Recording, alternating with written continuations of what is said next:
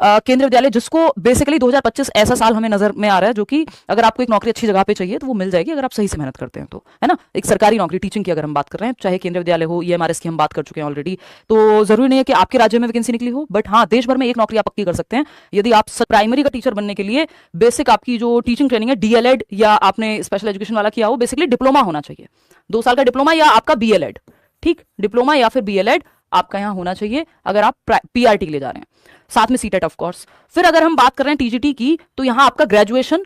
और प्लस आपका BEd plus CTET तो चाहिए ही होता है। पीजीटी में सीटेट की जरूरत नहीं होती, बट यहाँ पे बीएड, आपका मास्टर्स, मैं एमए लिख दे रही हूँ फॉर एग्जांपल, प्लस आपका बीएड। पीजीटी कंप्यूटर साइंस के लिए पहले जो है आपका बीएड नहीं चाहिए होता था, इस बार चाहिए, इन्होंने ये कहा है। यहाँ पे एक चीज और मैं आपको बता दूं, केंद्रीय विद्यालय का जो पूरा प्रोसेस है, तो आप पहले एक रिटर्न एग्जाम देते हैं, है ना, आप एक रिटर्न एग्जाम देते हैं जो ऑनलाइन हुआ था इस बार, लास्ट टाइम जितना मुझे याद है, तो एक सीबीटी कह देते हैं इसको हम, कंप्यूटर बेस्ड टेस्ट, वैसे तो पहले रिटर्न ही हुआ करता था, तो ये एक तरह से वही आपका ऑब्जेक्टिव टाइप टेस्ट है, ठीक, जितने भी नंबर का 180 का है, 150 का है, वॉटेवर, ठीक, वो अलग अलग लेवल पे रहता है। इसके बाद जब आप ये क्लियर कर लेते हैं, कट ऑफ इसकी, इसमें नेगेटिव मार्किंग होती नहीं है, कट ऑफ इसकी जब आप क्लियर कर लेते हैं तो फिर आपका इंटरव्यू है, जिसको डेमो टीचिंग जिसमें है और भी आपका बेसिक इंट्रोडक्शन है, उस पर चर्चा बाद में करेंगे, इंटरव्यू की चिंता तब कीजिएगा, पहले अभी आप इसकी तो तैयारी कर लो, ठीक। फिर इंटरव्यू है, फिर एक मेरिट बनती है कि भाई 85% मान लो रिटर्न का है, 15% इंटरव्यू का है, तो रिटर्न की महत्ता जो है या इंपॉर्टेंस वो ज्यादा रहती है एनी डे, या जो सीबीटी एग्जाम है उसकी ज्यादा रहती है, ऑब्जेक्टिव जो टेस्ट है उसकी इंपॉर्टेंस ज्यादा रहती है अगर हम बात कर रहे हैं किसकी, इंटरव्यू के मुकाबले। तो वो इंटरव्यू का अपना रोल है, लेकिन अभी आपको ये इस पे ही फोकस करना है, फिर आपको एक सरकारी नौकरी मिलती है। अगर हम पीआरटी की बात कर रहे हैं, ग्रेड बी की जॉब है, आप सभी जानते हैं। एज की बात करती हूँ तो चाहे वो पीआरटी हो, है ना, क्योंकि केंद्रीय विद्यालय ऐसी संस्था है जहां काफी रिलैक्सेशन हमें एज में देखने को मिलता है, उसका मैं रीजन अभी बताऊंगी। टीजीटी और पीजीटी, जिनको नहीं पता पीआरटी टीजीटी पीजीटी क्या होता है, तो PRT 1st to 5th class का टीचर है, कक्षा 1 से 5, ठीक। टीजीटी में आप देखते हैं 6th to 10th, और अगर हम बात करते हैं पीजीटी की तो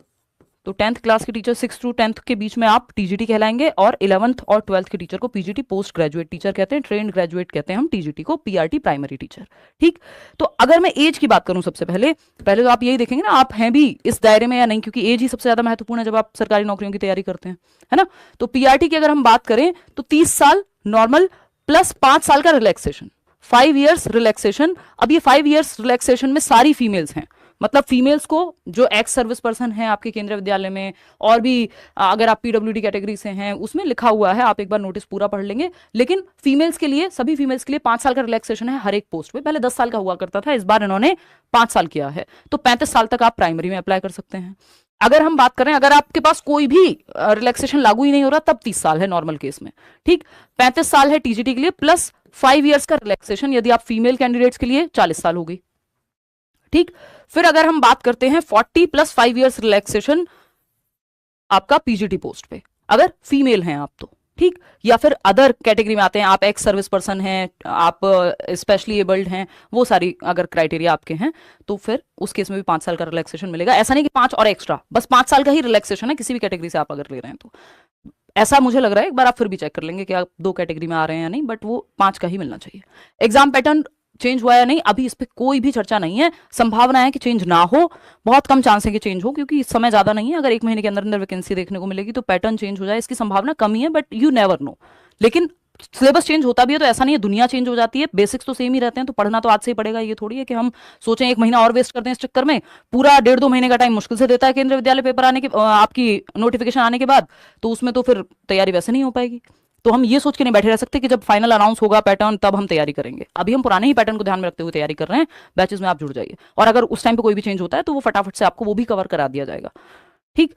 चलिए खैर आते हैं और क्या इंपॉर्टेंट चेंजेस हैं इसमें, फटाक से देखते हैं। अगर मैं बात करूं, आपको पता ही है प्राइमरी में बीएड वाले अलाउड हैं ही नहीं, अब एनसीटीई ने बोल दिया था, तो आपको अब यहाँ पे एक चीज का ध्यान रखना है, इन्होंने क्लियर किया है कि सब्जेक्ट कॉम्बिनेशन, अगर आप जा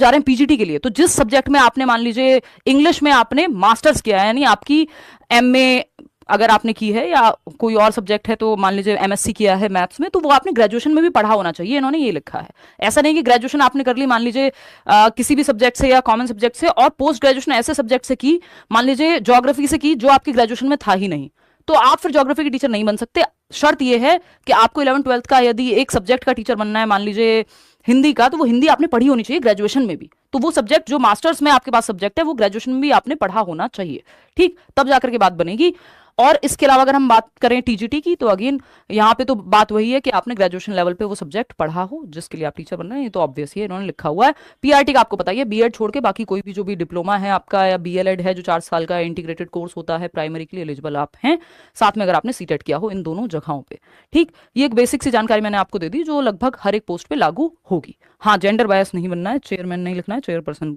लिखने की कोशिश करनी है। चलिए खैर, कुछ और महत्वपूर्ण बातें जो मैं आपको बता देती हूँ, फिर हम एक की हमने चर्चा कर ही ली है कि थोड़ा क्लैरिटी इन्होंने दे दी है। तो ये सारी कहानी है, एज और एलिजिबिलिटी की हमने मुख्य बातें कर ली हैं। अब चलिए, ग्रेड बी की तो ये सारी जॉब्स हैं, बट एक अच्छे स्केल पे स्केल की जॉब है। ठीक है, स्पेशल एजुकेटर है जो विशेष बच्चों को पढ़ाएगा, बच्चे पर्सन विद डिसेबिलिटीज या जो बच्चे स्पेशल नीड वाले हैं, चाहे विजुअल इंपेयरमेंट हो यानी देख दृष्टि बाधित बच्चा है, अलग अलग एरियाज होते हैं, तो वो भी यहाँ पे अभी है। ठीक है, क्लास लेंगे बिल्कुल।